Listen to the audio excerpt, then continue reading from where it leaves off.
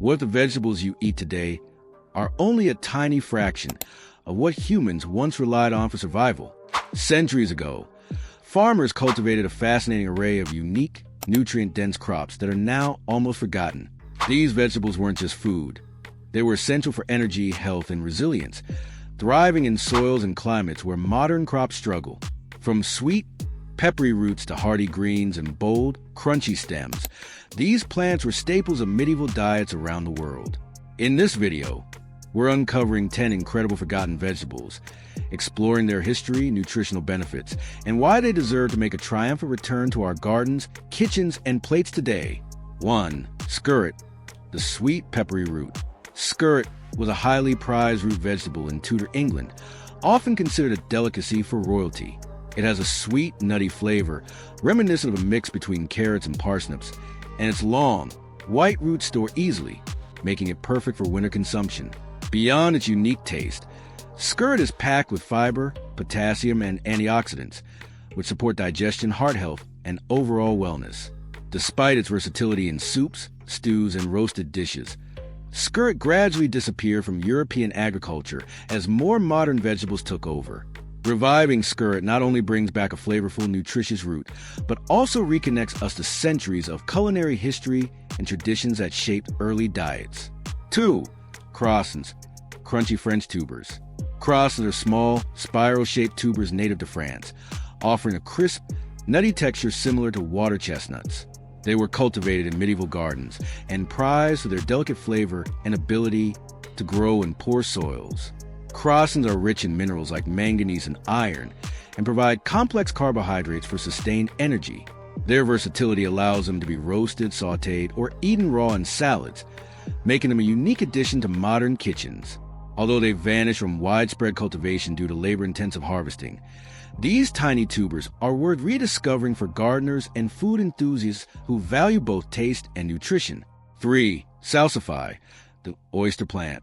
Salsify earned the nickname oyster plant because of its surprising flavor, white roots that taste remarkably like cooked oysters when peeled and prepared correctly. This hardy vegetable was a staple in European diets, particularly in Italy and France, and can be roasted, boiled, or added to soups for a subtle, savory flavor. Nutritionally, salsify is rich in inulin, a prebiotic fiber that promotes gut health, as well as vitamin C and B6. Despite its culinary value, salsify became neglected as modern root vegetables like potatoes and carrots dominated markets. Reintroducing salsify can diversify flavors in contemporary cuisine and provide gardeners with a resilient, easy-to-grow root vegetable. 4.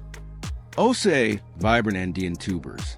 Osier, a tangy, colorful tuber from the Andes, was a staple in indigenous diets long before European colonization. It's packed with vitamin C, potassium, and antioxidants, making it an excellent nutrient-dense food. Osier can be eaten raw like an apple for a sweet, tangy bite, or cooked for more subtle, earthy flavors. Its vibrant orange, yellow, and red varieties add visual appeal to any dish.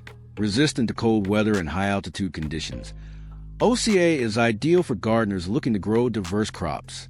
Reintroducing Osier reconnects modern diets with ancient food traditions while offering a highly nutritious and visually striking vegetable for contemporary cuisine. 5. Good King Henry, perennial green. Good King Henry is a resilient, spinach-like green prized by Elizabethans for its perennial growth, meaning it requires no replanting year after year. Its tender leaves are rich in vitamins A and C, calcium, and iron, making it highly nutritious. This hardy plant thrives in a variety of soils and withstands heat, drought, and cold better than regular spinach, making it ideal for sustainable gardens. Historically, it was used in soups, salads, and as a cooked green. Reintroducing Good King Henry encourages biodiversity in home gardens and provides a reliable, long-lasting source of green vegetables that our ancestors relied on for survival. 6. Sea kale, coastal crunch. Sea kale is a coastal vegetable with thick, crunchy shoots that taste lightly nutty, reminiscent of hazelnuts. It thrives in salty, sandy soils where few other crops can grow, making it perfect for gardeners in coastal regions. Sea kale is rich in vitamin C and K, as well as minerals like magnesium and calcium.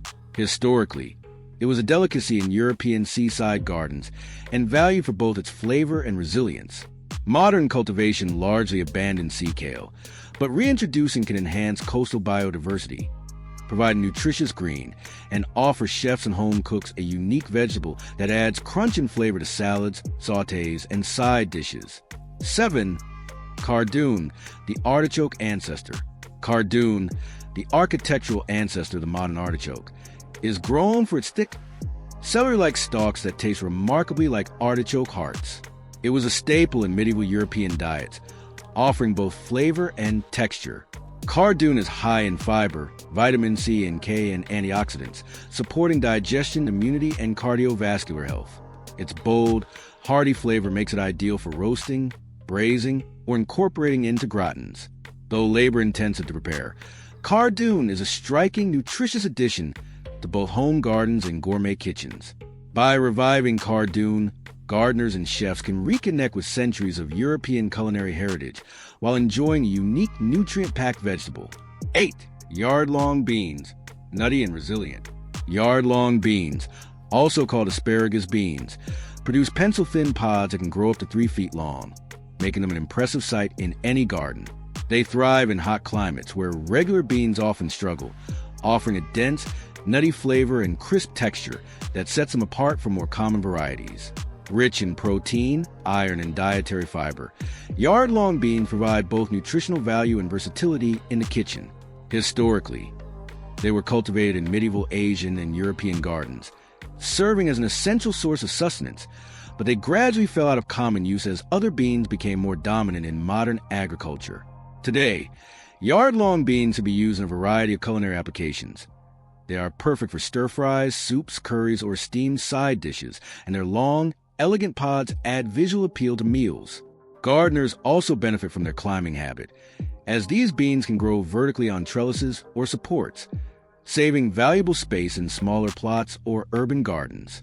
Reintroducing yard-long beans encourages crop diversity, provides a heat-resistant legume that tolerates drought better than many other beans, and reconnects modern kitchens with a historically significant vegetable.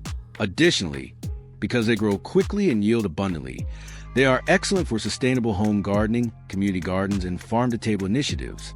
Beyond their practical uses, yard-long beans can help educate new generations about forgotten crops, promote healthier diets, and offer an exciting new ingredient for chefs and home cooks looking to diversify flavors, textures, and nutrition in everyday meals.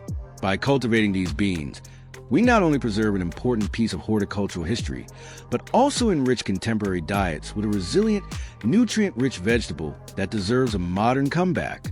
9. Saka, crisp, iron-rich stems. Saka is a traditional leafy stem vegetable prized for its ultra-crisp texture and rich iron content. Often used in stir-fries, soups, and side dishes, it provides a nutritious, refreshing alternative to spinach or kale. Saka grows quickly and tolerates heat and poor soils, making a resilient option for home gardeners and commercial cultivation. Historically popular in medieval European and Asian diets, Saka fell out of common use as other leafy greens took over markets.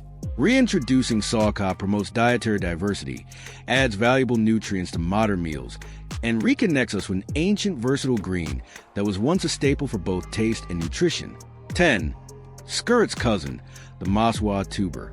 Mashua is a tuber native to the Andes that was widely cultivated by pre-Columbian farmers and later introduced to Europe.